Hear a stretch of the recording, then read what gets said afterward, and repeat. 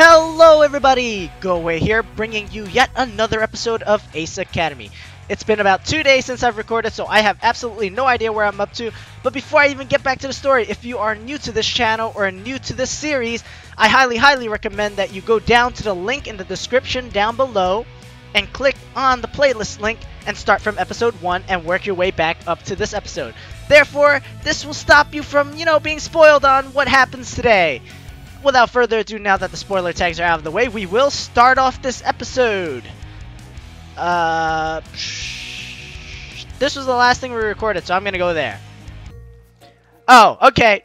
After seeing this scene, I remember what happened now. We were in cooking class with Yuna during our free time, and it seems like our cake turned out better than it looked, but Yuna's was quite the opposite of what we had as a result. She created a cake that looked amazing, but in the end, its tastes are kind of... I don't want to put her down, but it's more on the bad side of things. It's like if sugar and plaster had a baby together and let it sit down in the sun until every drop of moisture was baked out of it. Oh god, it's dry. How do I put this nicely? It doesn't taste how it looks. I wish I could untaste this. Well, I like the first choice more because it seems more optimistic and it seems like I'm less of a dick. This one is also kind of an okay answer, but you're kind of not sparing her feelings. And last but not least, this one's just the jerk answer. So I'm gonna be nice to Yuna. Practice makes perfect. Again? Can it really be so bad? Well, I mean, you can try your own cooking, Yuna grabs her fork and stuffs a piece in her mouth. She grimaces, then sighs deeply. Practice does make perfect. Yeah, just keep at it. I believe you can do this, Yuna. You're very good at all these other things. I'm sure you can pull this one off. The instructor moves on to another station while Yuna pouts at her rejected cake. Well, aside from the result of your baking, what did you think of this class? It was fun, but surprisingly challenging. Well, yeah, I mean, cooking is kind of like, I want to say chemistry, where you gotta have a specific amount of each ingredient, and deriving away from it might not always bring the best results. So you want to be as exact as possible when it comes to recipes and baking. She glances at her cake again and mutters under her breath. Where did I go wrong? You going to stick... Sorry. You going to stick with this as your new extracurricular activity? I don't know. I want to keep checking out other clubs. Yeah, it's always nice to have your options open. Makes sense. It looks like other students are trying each other's cakes. You want to try some? Hey, I don't mind trying these things out. Let's go. Sure. Yuna and I walk around the room and try some of the other cakes with varying results. Once we taste all of them, we head out. I make my way towards the cafe to meet with our account manager from Dasshu. I try to anticipate what kind of questions he'll ask about Eagle so I can have answers ready. Yuna said that this wasn't that kind of interview, but I still want to make a good impression. I mean, they are sponsoring us and everything, right? Because where are we gonna go without maintenance fees? As I enter the cafe, I sweep my gaze across the room and spot a man wearing a Dasshu jacket. That must be him. After ordering a cup of coffee, I walk over to greet him. Hello! The man faces me and I'm surprised by how young he looks. He only seems to be a couple of years older than me. I'm Jeff, the pilot for Eagle from Ace 204-911. He smiles and gestures to the seat across from him. I accept the seat. Thanks for meeting me on such short notice. As I'm sure you know, I'm Yuri Ariev, your account manager with Dasshu. I love your voice. A waitress places our drinks on the table. He takes a sip from his cup. No, he takes a sip from his drink and seems pleasantly surprised. That must be some good coffee. I'm not going to put you on the spot, but I am curious about a few things. Ask away, sir. About Eagle? Eagle? He looks genuinely confused. I guess my intel was incorrect. No, about hyperdrive. Hyperdrive? That was the team I played for at CINY. Looks like Yuri did his homework on me. Doing background checks already, huh? Well, I guess you can never be too cautious about who you're sponsoring, right? Sure, ask away. Someone wants the inside scoop. I'm still under their NDA, non-disclosure agreement. I'm gonna say... Yeah, sure, ask away. I'll try to answer the best I can. He smiles. I am more interested about the team and sponsorship dynamics in the West. I've researched that companies have official teams in the school rather than just sponsoring a different team from time to time. Well, being me, I have no idea, but being the MC, why don't you tell me, MC? I nod. That's right. Hyperdrive is an S-ranked division team at CINY. That's quite the accomplishment. I can see why you transferred into Ace with a history like that. Hard work paid off. I'm a natural. I was just their primary backup. Hard work paid off. Thank you. I practiced a lot and studied to make sure my application was strong from both sides. Yuri seems pleased by my answer. What were your teammates like? Hyperdrive had about 20 pilots on the team. I didn't know all of them well, but I made a few friends. Yuri takes another sip from his coffee. Ah yes, I've heard the official company teams tend to recruit purely from an efficiency and winning standpoint. There's even internal competition within the team to see who are the strongest pilots. I nod. Which means your solo rank must have been strong if you were the primary backup after the starting four. Yeah, although I can't say everyone was pleased with the first year being a primary backup. Yuri chuckles. I take it the more senior members of the team weren't pleased. Yep, because of that, most of the people I consider to be close were other first years. But some of the seniors who were already on the starting lineup would help me train. Sounds like there was a very split dynamic among the team, which is not surprising given how large it is. It's hard to foster close camaraderie when everyone competes for the same spots. Exactly, everyone's trying to climb to the top, trying to be like a starting player, so... it's not really easy to make friends in an environment like that. There were definitely a lot of cliques that formed within the group. I tried to stay away from any drama and was just focused on bringing up my rank. How well do you think that model works compared to the model here? Honestly, me speaking, I kind of like the models here more because it's more focused on creating your team dynamic and making it so that each player knows their teammates so well that they can cover each other's weaknesses and bolster each other's strength, as opposed to trying to crush each other to make it to the top. I pause.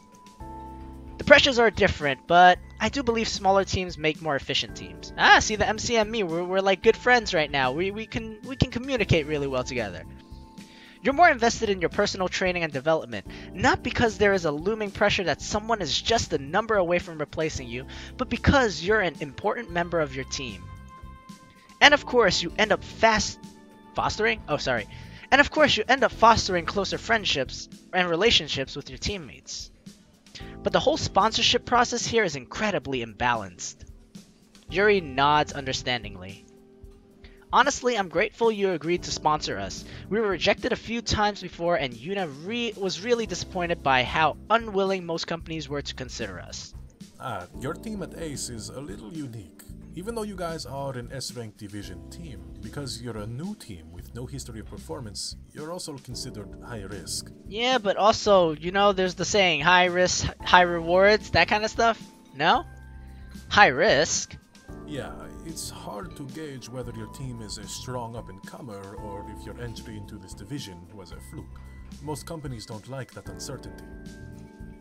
If that's the case, how come you decided to take that risk? He grins. I know good talent when I see it. Ah, I like you, sir. If I'd been too afraid to take risks, I never would have landed Udai. When I signed him on, he was a new pilot but already showed so much potential. Where have I heard that name before?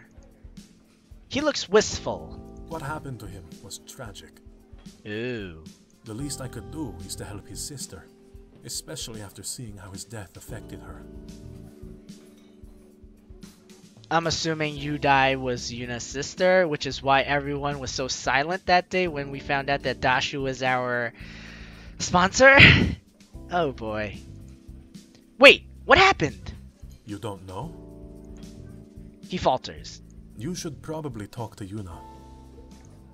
Oh, sure. An uncomfortable silence settles while we both sip at our drinks. Once he downs the last of his coffee, he checks his phone, then smiles politely. I have to run to another meeting. Thanks again for stopping in to chat with me, and I'm sure we'll see each other soon. Yeah, no problem. Thank you for sponsoring our team. Thanks, it was nice to meet you. I say my goodbye and take another sip of my drink as I watch him leave. What happened to Yuna's brother? How come she never mentioned him to me? Questions race through my mind, but I clear them away as I finish my drink. I shouldn't drive myself crazy thinking about questions I don't have the answers to. The next time I see Yuna, I'll ask. In the meantime, I still have some time before I should go home. What should I do to clear my mind? Carrie, Sho, or Valerie? Well, obviously we're gonna have to go Carrie on this one. Sorry, Sho, my brosef, and sorry, Valerie, the other awesome, amazing girl. But this is a Carrie run, so Carrie it is. The match against OB lingers in my mind. I've watched some replays of their past matches, and they are predominantly a melee-oriented team. My best practice against them would be to practice with Carrie in Aura. She doesn't answer when I call, but I make my way to the hangar anyways. When I arrive, I see Kaori is already in a simulation match. No wonder she's not answering her phone. After grabbing her attention, she agrees to play against me. I boot up Eagle and enter into a simulation with Aura.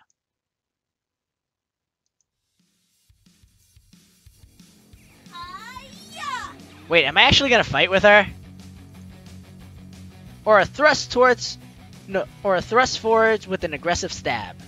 Dodge easily. I easily dodge her attack. Her gear loses balance and stumbles forward. Counterattack! Eagle uses counterattack. It's super effective. What is she, weak against counters? My counter type attack affinity is 100. I am not attack or defense apparently. Or it has fainted. I mean, has been depowered.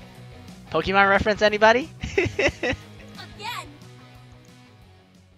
Carrie's frustration is audible through the comm. This marks her fourth consecutive loss. She's playing too aggressively and not planning out any tactics. Let's take a break. No, we need to keep practicing. No, you need to calm down and cool your head off before we play another round. Let's see. I'd like to take a break for a minute. This isn't really practice for me. No, you're sucking too much. Oh my god, this is kind of funny. Let's see, I'd like to take a break for a minute. This isn't really practice. No, you're sucking too much. She's gonna kill me for this. Yeah, forget that. I'm going to go play. I'm gonna go play AIs. At least they'll pose a challenge. What did you say? You heard me. I didn't stutter, woman. You heard me. You are being a serious ass right now. Well, and you are wasting both of our time. So either take a break or I'll go practice against AIs. Fine. We'll take a stupid break then. Aura disconnects from our virtual simulation. I do the same, then hop out of my cockpit and reconvene with Kaori at her gear. Guys, I'm not trying to be a dick on purpose. It's more like I feel like she would probably get the message across much more easily if you become a dick. Because whenever you try to be nicer, I feel like she just tries to stamp on you, even though we've gotten this close. Her arms are crossed and she has a sour look on her face. Kaori. She looks up at me. Hi. She blinks at me rapidly before her arms fall her side and she sighs. I think it means falls to her side and she sighs. Hi. I know better than to ask if you're okay, but... Yes, I am. Sorry about earlier. No, it's okay. It's just, we absolutely can't lose to Ona Bugiesha. She's happy about this! Yes! She's pumped! But now we're hitting close to the 15-minute mark, so I'm going to have to end the episode here.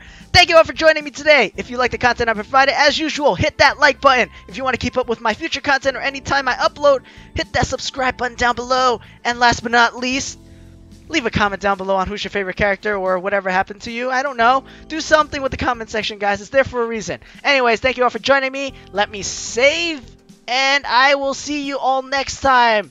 Goodbye.